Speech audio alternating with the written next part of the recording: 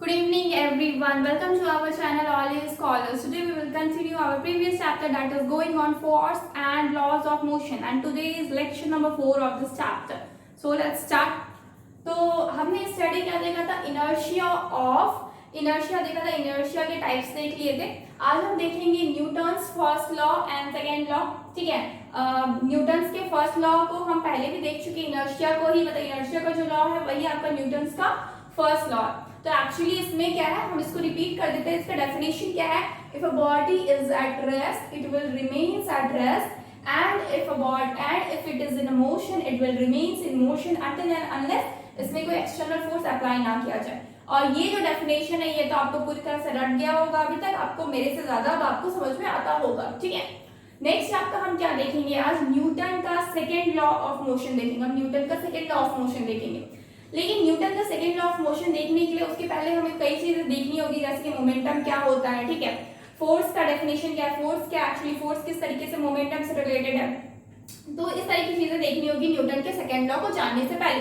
क्योंकि न्यूटन जब second law को डिफाइन किए थे ना, उसके पहले कई चीजें हुई थी, कई चीजों को उन्होंने मिलाया था और कई चीजें मतलब उसने बताया, तो जिस वजह से मतलब वो खुद समझे और चीजें धीरे धीरे सामने आई और न्यूटन का सेकेंड लॉ उसने दिया। तो सबसे पहले एक्चुअली हुआ क्या कि उसने देखा कि सबसे पहले कि जब एक बॉडी है, ठीक है, कोई भी बॉडी है, ठीक है, बॉडी में क्या रहेगा? नॉर्मली मास रहता है। ठीक है, बॉडी क्या है, बॉडी में क्या रहेगा? नहीं भी कुछ रहेगा तो छोटी से छोटी बॉडी में भी क्या रहेगी आपका, कहीं भी कहीं ना कहीं मास प्रेजेंट रहेगी ऑलरेडी। तो क्या होता है, जब बॉडी में मास रहती है और बॉडी एक स्पीड में आता है, मतलब बॉडी में कुछ वेलोसिटी रहती है। ठीक है, बॉडी कुछ मास रहेगा। पहले सिंपल से अगर बॉडी रहेगा ना उसमें ना, अब जब ये रेस्ट में मतलब कि इसमें किसी तरह का हम कोई वेलोसिटी, किसी तरह कोई स्पीड हम नहीं दे रहे, तब बॉडी इफेक्टेड नहीं होती। ठीक है, तब बॉडी क्या होती है? इफेक्टेड नहीं होती है। लेकिन जब वेलोसिटी आ जाती है, यानी कि ये दोनों क्या होता है, मिल जाता है, तब वो देखता है कि एक चीज जनरेट होता है, एक फोर्स कुछ मतलब जनरेट होता है। ठीक है, उस मतलब कुछ ऐसा चीज जनरेट होता है जिसकी वजह से बहुत ही मतलब इफेक्ट होता है, इम्पैक्ट पड़ता है किसी भी चीज पे। ठीक है, इम्पैक्ट वर्ड लिख सकते हैं, इम्पैक्ट पड़ता है। ठीक है, जब भी मास और वेलोसिटी देखा जा रहा था कि ये सामने आ रही थी, मतलब साथ में मिल जा रही थी, तो क्या हो रहा था? एक इम्पैक्ट पड़ रहा था, एक एक्सटर्नल इम्पैक्ट पड़ रहा था और इस इम्पैक्ट की वजह से बहुत सारी चीजें हो रही थी। ये इम्पैक्ट की वजह से, जैसे कि फॉर एग्जांपल के तौर पे हम बताते हैं, जैसे कि आपने देखा होगा क्रिकेट आप सबने खेलते हैं और नहीं खेलते होंगे, कम से कम देखते तो जरूर होंगे। तो अगर आप देखे होंगे तो फील्ड में आप देखते हैं जब भी कोई सिक्स मारता है, ठीक है, तो जो कैच करने वाला बंदा रहता है, ठीक है, जो भी कैच करता है वो क्या करता है? जब भी कैच करता है तो कैच क्या करता है, तो जब भी मतलब कि ऊपर से जो बॉल आती है, वो बॉल जब कैच करता है तो अपने हाथ को क्या करता है? पीछे की तरफ खींच लेता है। अब पीछे की तरफ खींच लेने की वजह क्या है? ताकि उसका हाथ इंजर्ड ना हो। ठीक है, ताकि उसका हाथ क्या, उस पर चोट ना आए। और इसके पीछे भी क्या काम करता है? आपका मास एंड वेलोसिटी के साथ काम। आप देखेंगे, आप नॉर्मल बॉल को आपको फेंकेगा ना सामने से, तो आप देखिएगा आपके हाथों को कुछ नहीं होगा, आप इजीली उसको कैच कर पाएंगे। लेकिन वही बॉल में जब मतलब वो पूरी तरह सिक्स हो गया, मतलब सिक्सर लगता है, तो उस बॉल में क्या रहता है? बॉल तो इतना छोटा सा रहता है, बॉल तो इतना छोटा सा रहता है, मास तो उसमें बहुत कम होगा। जब मास इतना कम है तो फिर उसमें क्यों इतना ज्यादा चोट लगने की संभावना रहती है? आप देखते होंगे कि अगर सर पे लग जाता है बॉल या पैर कहीं भी लग जाएगा बॉडी के, तो बहुत ज्यादा चोट लगता है ग्राउंड में। तो इसकी पीछे की वजह क्या है? जबकि आपका ये बॉल क्या है, बॉल जो है इसकी मास तो बहुत कम है, तो फिर इसमें चोट लगने की वजह क्या होती है? इसकी मास तो बहुत कम है, तो फिर चोट लगने की वजह क्या होती है? क्योंकि ये बॉल अकेला नहीं रहता। वो कहते हैं ना, अकेले इंसान को सब रख, लेकिन एक साथ जब रखने को पड़ा जाए तो उसको तोड़ना बहुत मुश्किल होता है। बिल्कुल वैसे ही है यहाँ बॉल, यानी कि इसका मास सिर्फ अकेला नहीं रहता है, इसमें क्या रहती है? बॉल के अंदर स्पीड भी रहती है, यानी कि वेलोसिटी रहती है। बॉल में क्या काम करता है? वेलोसिटी काम करता है। अब वेलोसिटी बॉल में है, ठीक है, क्योंकि वो एक स्पीड से आ रही है तो उसके अंदर कुछ वेलोसिटी है। वेलोसिटी और मास क्या होता है? मिल जाता है, वेलोसिटी और मास मिल जाता है।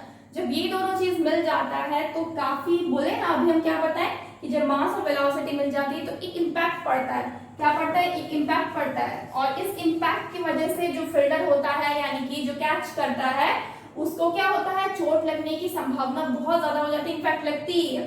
तो इस चीज से बचने के लिए क्या करना पड़ता है? उसको जो बॉल का मोशन है ना, उसी मोशन के साथ कंटिन्यू करना पड़ता है और इस वजह से उसको अपने हैंड को भी मोशन में रखना पड़ता है। अदरवाइज अगर वो अपने हैंड को रेस्ट में रखेगा और बॉल उसके ऊपर डायरेक्टली आएगी उतने स्पीड और वेलोसिटी से, तो बहुत ज्यादा डेंजरस हो सकता है ये कंडीशन। ठीक है, तो यहाँ पे क्या देखा जा रहा है कि सिर्फ मास यहाँ पे नहीं है, उसके साथ जब भी वेलोसिटी मिल रही है तो कुछ ना कुछ इम्पैक्ट डाल रही है। अब दूसरी चीज पे आते हैं, ये तो एक एग्जांपल हो गया। अब ये तो एक चीज का मतलब एग्जांपल को देख करके कोई चीज नहीं बनाया जा सकता या कोई चीज नहीं डिफाइन किया जा सकता। अब कई चीजें देखी गई, फॉर एग्जांपल और भी कुछ देखा गया, जैसे कि आपका बॉडी का सब कुछ छोटी से छोटी चीज में भी अगर छोटे से थोड़ा सा भी थोड़ा मास है, मतलब बहुत मिनिमम आपका मास है, लेकिन फिर भी अगर उसके अंदर अगर स्पीड वेलोसिटी आ जाए या स्पीड आ जाए तो क्या हो जाता है, वो बहुत बड़ा इम्पैक्ट छोड़ता है। अब ये इसकी पीछे एक और एक वजह आप देखे होंगे, बुलेट, जब फायरिंग बुलेट, जब भी आप गन मतलब देखे होंगे, आप लोग यूज तो नहीं किए होंगे, गन देखे होंगे, तो गन से जब भी फायर होता है आपका बुलेट, तो बुलेट क्या होता है, वो बुलेट बहुत ज्यादा डेंजरस होता है और वो डेडली डेंजरस होता है, मतलब किसी को भी मतलब एक्चुअली मार सकता है। ठीक है, तो क्या बोल सकते हैं यहाँ पे, अब बुलेट होता है इतना छोटा सा, उसके अंदर इतना छोटा सा मास होगा, तो फिर वो किसी इंसान को कैसे मार सकता। अब नॉर्मल बुलेट लीजिए ना, अगर उसको किसी के ऊपर फेंक के देखिए तो क्या वो मरता है, कभी नहीं मरेगा, इनफैक्ट कुछ इफेक्ट ही नहीं होने वाला है। लेकिन जैसे ही उस बुलेट में क्या आ जाता है, फायर करते हैं ना हम, उसके अंदर आ जाती है वेलोसिटी, एक वेलोसिटी आ जाती है, यानी कि स्पीड आ जाती है। जब वेलोसिटी और मास, उसका छोटा सा जो गन रहता है, बुलेट तो इतना छोटा रहता है, उसका इम्पैक्ट काफी हाई होता है। क्यों? क्योंकि उसके अंदर मिल जाती है किसकी शक्ति, आपकी मिल जाती है velocity. Okay, in a sense velocity मिल जाती है। ठीक है, मास और वेलोसिटी यहाँ भी मिल जाता है और क्या बनाता है, एक इम्पैक्ट बनाता है। क्या बनाता है? एक इम्पैक्ट बनाता है, जिसकी वजह से और ये बहुत डेंजरस होता है। ठीक है, तो हम क्या देख रहे हैं यहाँ पे, फायरिंग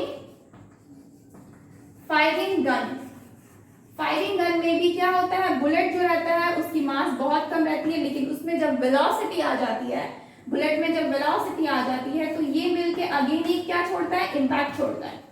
अब न्यूटन जी सोच रहे थे कि इम्पैक्ट तो पड़ रहा है, ठीक है, हम जब भी मास को, चाहे छोटा से छोटा मास हो, हम क्या कर रहे थे, वेलोसिटी को जब मिला रहे थे, यानी कि वेलोसिटी जब ऐड हो रही थी तो हमें एक इम्पैक्ट मिल रहा था, इतना तो फिक्स हो गया था। ठीक है, लेकिन अब ये इम्पैक्ट का क्या नाम दिया जाए, कि इम्पैक्ट को ऐसा क्या बोला जाए कि मतलब इम्पैक्ट का नाम तो कुछ देना होगा ना, क्योंकि हम सिर्फ इम्पैक्ट नहीं बोल सकते, कुछ फिजिकल क्वांटिटी देना होगा।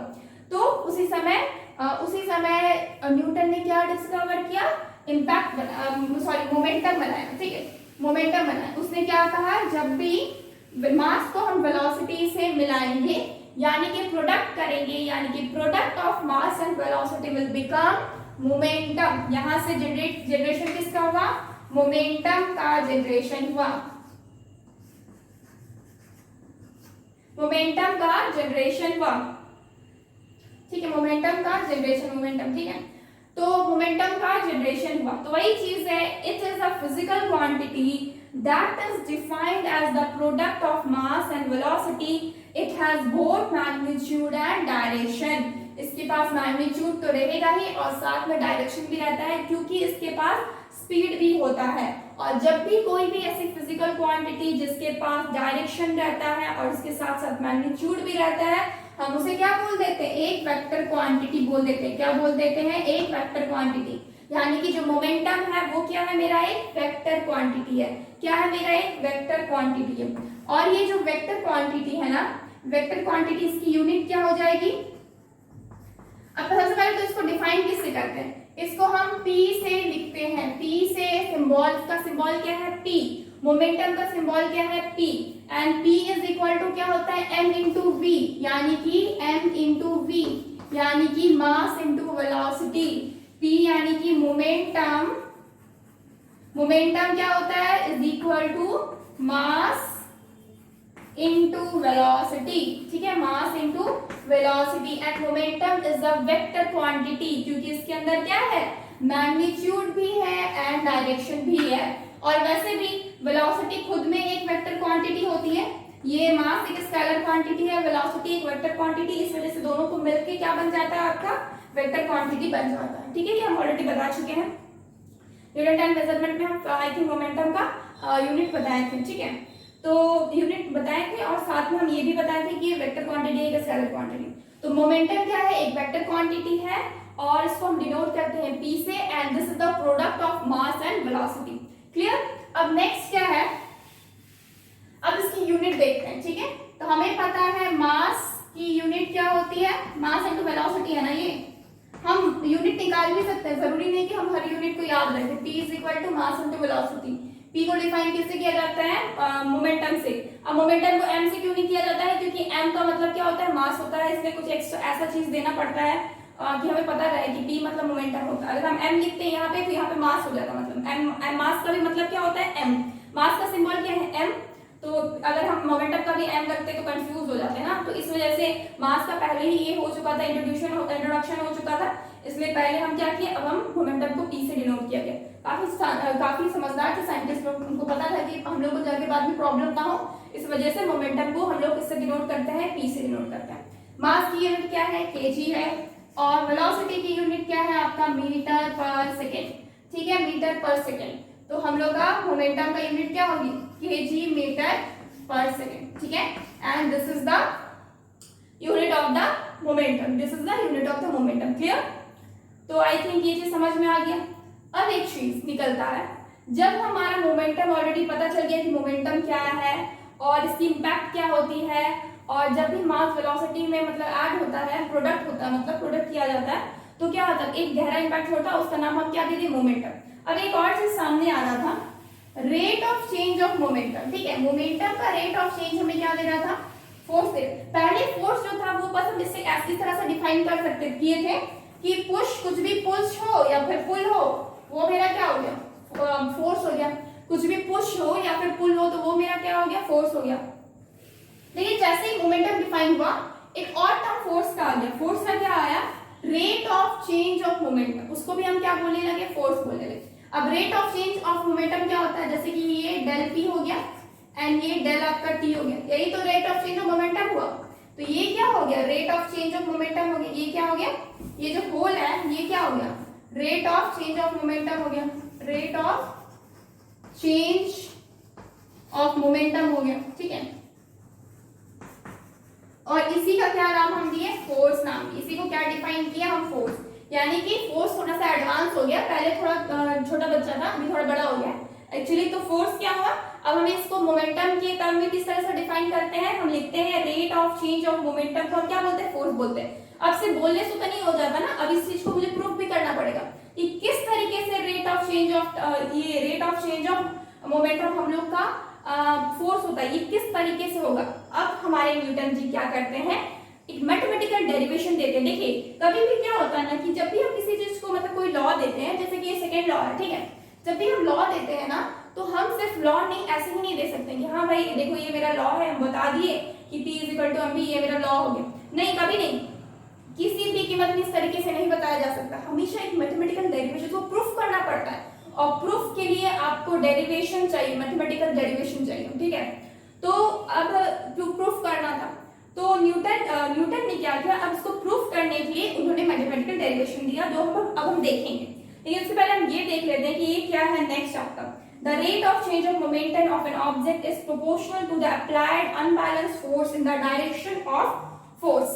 Actually देखा जा रहा था कि जो अनबैलेंस फोर्स है, अनबैलेंस फोर्स मतलब जो बैलेंस नहीं है। जब भी फोर्स बैलेंस होगा ना, जब भी फोर्स आपका बैलेंस होगा तब आपका क्या होगा, हम बता चुके हैं कि फोर्स जब भी बैलेंस होता है, यानी कि सपोज रस्सी है, ठीक है, रस्सी है, इधर से भी आपका 10 न्यूटन लग रहा है, इधर से भी 10 न्यूटन से आप खींच रहे हैं, दोनों बैलेंस है, ठीक है। तो आपका जो वर्क डन होगा ना वो 0 हो जाएगा, जो काम होगा ना वो ना रस्सी इधर जाएगा ना रस्सी उधर जाएगा, काम क्या हो जाएगा, 0 हो जाएगा। लेकिन अनबैलेंस फोर्स की जरूरत किसमें होती है, ताकि कुछ ना कुछ काम हो, कुछ ना कुछ बॉडी में क्या हो, काम हो, ठीक है, वर्क डन हो। तो the rate of change of momentum, momentum का रेट ऑफ चेंज, ठीक है, rate of change of momentum of an object is proportional to, यानी कि rate of change of momentum किसके प्रोपोर्शनल हो जाए, रेट ऑफ चेंज किसको बोलते हैं, जब भी टाइम आता है, यानी कि p divided bye t।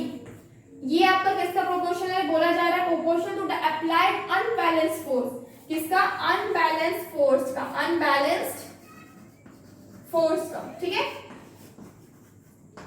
In the direction of force, जिस भी डायरेक्शन में फोर्स क्या है, फोर्स एक वेक्टर क्वांटिटी है, फोर्स क्या है, एक वेक्टर क्वांटिटी है। तो वेक्टर क्वांटिटी में होने की वजह से फोर्स में क्या एक डायरेक्शन है और मैग्नीट्यूड दोनों रहता है।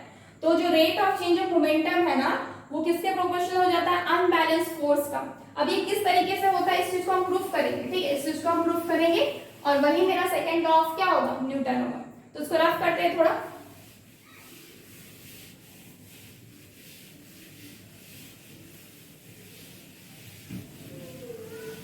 एक्चुअली क्या होता है ना, सपोज ये बॉडी है, ठीक है, ये क्या है, बॉडी है यानी कि मास है, ठीक है, बॉडी है यानी कि कुछ मास है। अब इसमें क्या है, ये बॉडी में हम फोर्स लगा रहे हैं, ठीक है, क्या लगाए, फोर्स लगाए, अनबैलेंस फोर्स लगाए। अभी हम ध्यान दीजिएगा, अनबैलेंस फोर्स है, अनबैलेंस फोर्स रहेगा तब तो बॉडी मिलेगी नहीं, अनबैलेंस फोर्स है, ठीक है, अनबैलेंस फोर्स है। तो ये बॉडी क्या हुई, यहां से यहां मूव कर गई और यहां तक पहुंच गई, ठीक है। अब हमको क्या पता है, जब भी बॉडी मूव करना स्टार्ट करती है तो वहां पे जो इनिशियल वेलोसिटी रहता है ना वो क्या होता है, इनिशियल वेलोसिटी। इनिशियल वेलोसिटी क्या हो गया, u हो गया, ठीक है। और यहाँ पे फाइनल वेलोसिटी है जहां पे रुकती है, फाइनल वेलोसिटी। तो फाइनल वेलोसिटी क्या हो गया, v हो गया। इनिशियल वेलोसिटी u हो गया, फाइनल वेलोसिटी क्या हो गया, v हो गया। यहाँ पे अब मेरे को पता है यहाँ पे मेरा मास भी है, वेलोसिटी भी है, तो मेरा मोमेंटम भी क्रिएट होगा यानी कि p। इसको हम p1 नाम दिए, m into u देंगे क्योंकि यहाँ वेलोसिटी क्या लिए, हम u लिए। नेक्स्ट यहाँ पे भी कुछ मोमेंटम होगा p2 क्योंकि यहाँ पे भी मास भी है, वेलोसिटी भी है। तो p2 क्या हो जाएगा, m into v हो जाएगा, m into क्या हो जाएगा, v हो जाएगा। अब हम क्या जानते हैं, rate of change in momentum. Rate of change in momentum मिलता है चेंज इन मोमेंटम, ठीक है, change in momentum. Change in momentum क्या हो जाएगा हमारा, p2 माइनस p1 हो जाएगा, यही होगा ना क्योंकि हम तो जानते हैं पहले से ये चीज। अब p2 क्या है मेरा, ये है mv माइनस mu। p2 क्या है, mv एंड p1 क्या है, mu। अब इसमें हम m कॉमन ले सकते हैं तो क्या हो जाएगा, v माइनस u हो जाएगा, क्या हो जाएगा, v माइनस u हो जाएगा, ठीक है।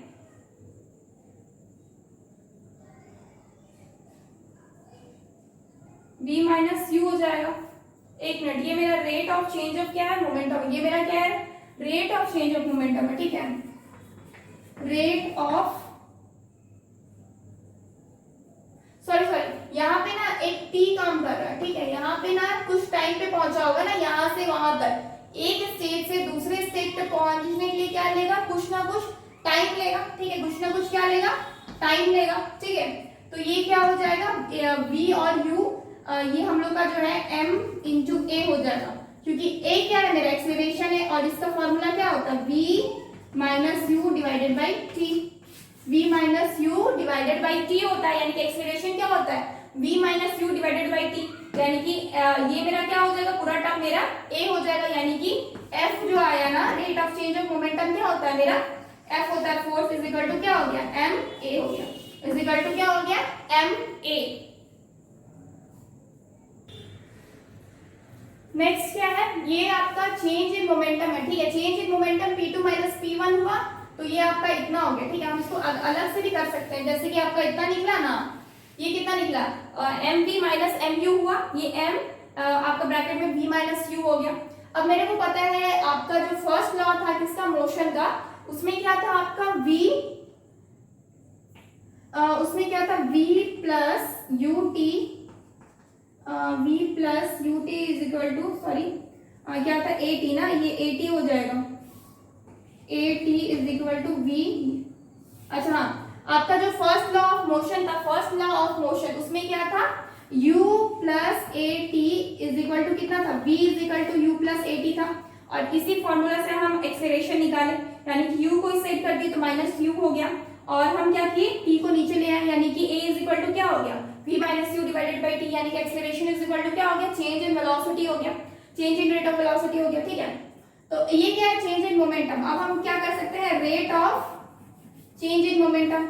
जब भी हम रेट लगाते हैं, रेट वर्क यूज करते हैं, वहां पे क्या इंट्रोड्यूस हो जाता है, टाइम इंट्रोड्यूस होता है, ठीक है, वहां पे क्या इंट्रोड्यूस हो जाता है, टाइम इंट्रोड्यूस हो जाता है। अब मेरे को चेंज इन मोमेंटम तो पता है, वो मेरा क्या है, अभी भी निकाले, m in bracket v minus you divided by क्या हो जाएगा, t हो जाएगा, डिवाइडेड बाई क्या हो जाएगा, t हो जाएगा।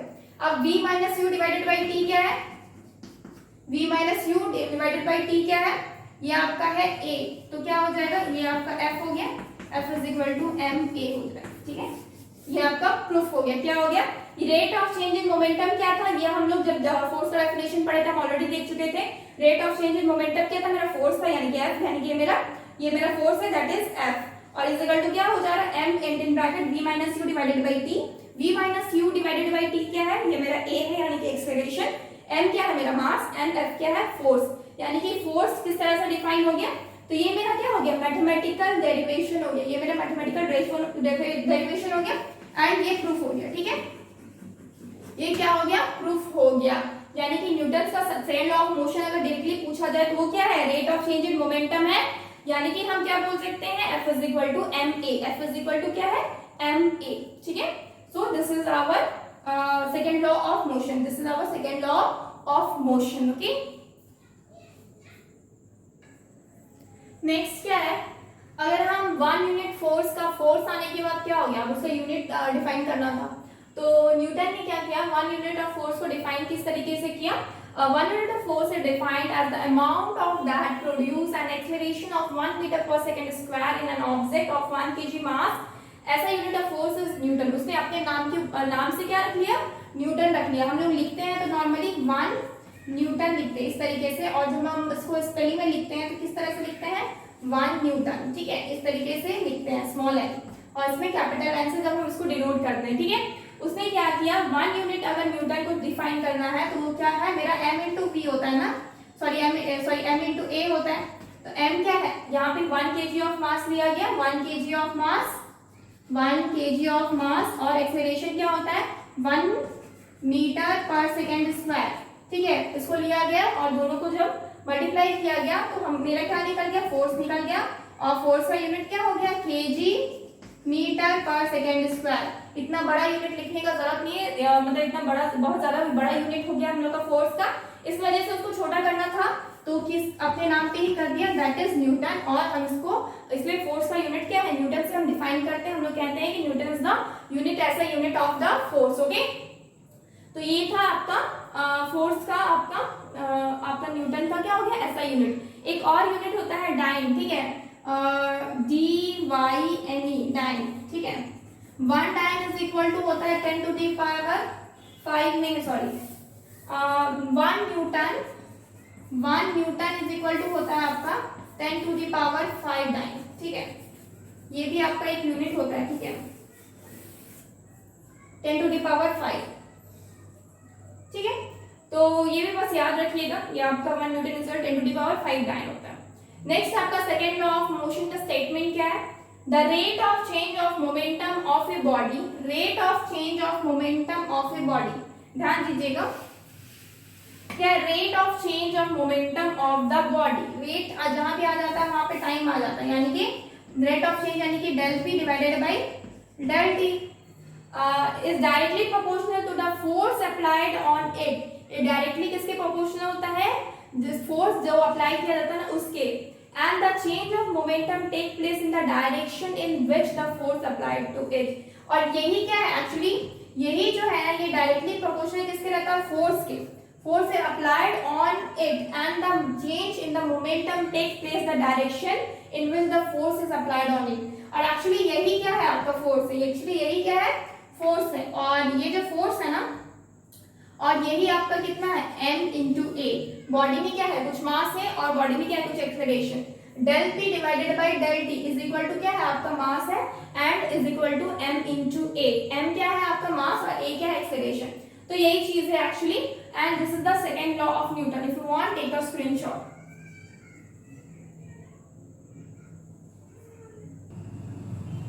नेक्स्ट एक्चुअली एक चीज और, ये जो फोर्स है ना, ये हम लोग का ये जो फोर्स है ये आपका प्रोपोर्शनल टू मास। ठीक है, and force is also proportional to what, acceleration, change in rate of sorry, ये एक्सेलरेशन क्या है, चेंज इन वेलोसिटी है। ठीक है, और इसको जब कंबाइन करके लिखते हैं ना तो force is directly proportional to M A हो जाता है।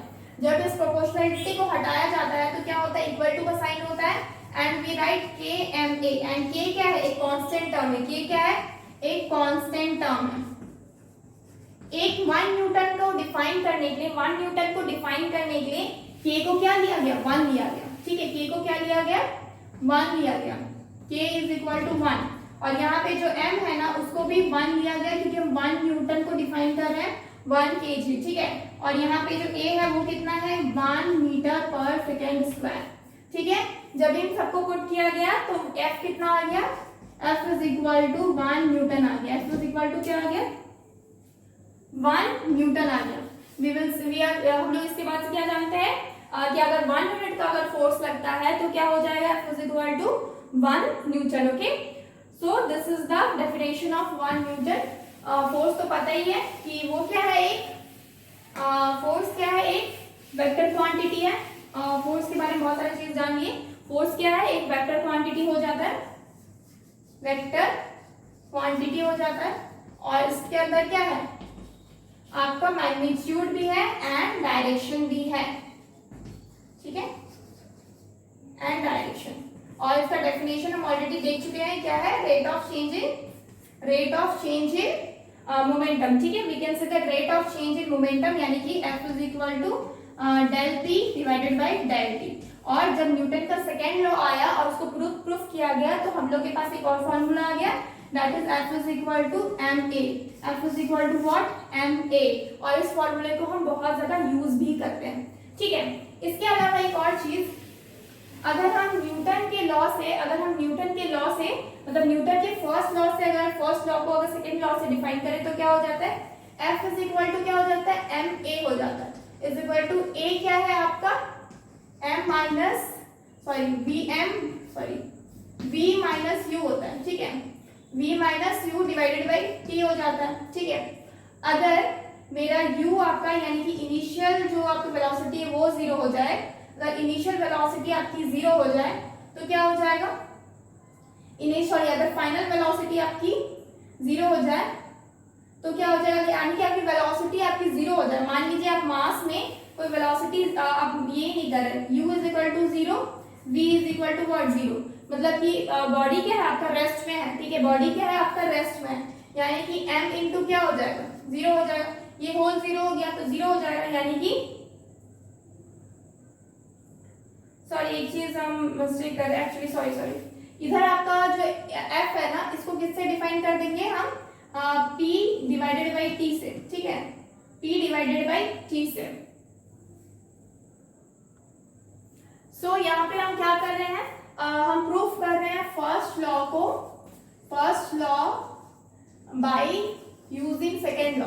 ठीक है, बाय यूजिंग सेकेंड लॉ किसका, न्यूटन का। ठीक है, इसको हम डिफाइन कर रहे हैं, किस तरीके से डिफाइन करेंगे, सपोज मेरा F is equal to ma, second law से क्या मिल रहा है मेरे को, F is equal to ma। और अब हम F इज इक्वल टू क्या कर सकते हैं, a के जगह पे हम लिख सकते हैं v minus you divided by what t। t को जब हम इधर ले जाएंगे तो क्या हो जाएगा, ft is equal to m into v minus u. यानी कि अगर मेरा जो ये t है ना, मतलब सॉरी ये मेरा जो f है, यानी कि फोर्स को हम क्या कर दिए, 0 कर दिए। अगर मेरा फोर्स 0 हो जा रहा तो क्या हो जा रहा है, इधर 0 हो गया पूरा और इधर क्या हो गया, m into v minus you. इसको हम क्या किए, मल्टीप्लाई किए m v minus m u, ऐसा हुआ। जब हम इसको इस साइड ले आए तो क्या हो गया, m u is equal to m v, m से m कैंसिल आउट हो गया, यानी कि u इज इक्वल टू क्या आ गया, v आ गया, u इज इक्वल टू क्या आ गया, v आ गया। यानी कि बोला जा रहा है जब मेरा फोर्स 0 हो, यानी कि मेरा फोर्स कुछ लग ही नहीं रहा है, फोर्स क्या हो 0 हो, तो मेरा इनिशियल और फाइनल दोनों वेलोसिटी क्या हो जाएगा, आपका सेम हो जाएगा, दोनों वेलोसिटी क्या हो जाएगा, सेम हो जाएगा। यानी कि अगर u आपका 0 हो जाएगा, यानी कि इनिशियल वेलोसिटी क्या हो जाएगा, इनिशियल वेलोसिटी आपकी क्या हो जाएगी, 0 हो जाएगी, तो आपकी v भी क्या हो जाएगी, 0 हो जाएगी। फाइनल